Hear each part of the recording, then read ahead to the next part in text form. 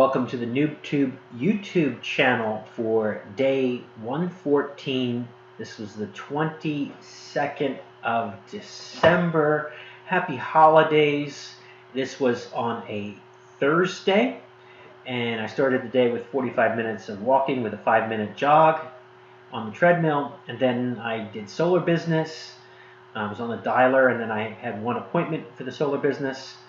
Then I got my car serviced. I worked on books. I took an insurance course on one of the insurance companies that I'm potentially working with. And then I worked on a Fiverr ad, basically a Facebook ad for my solar business.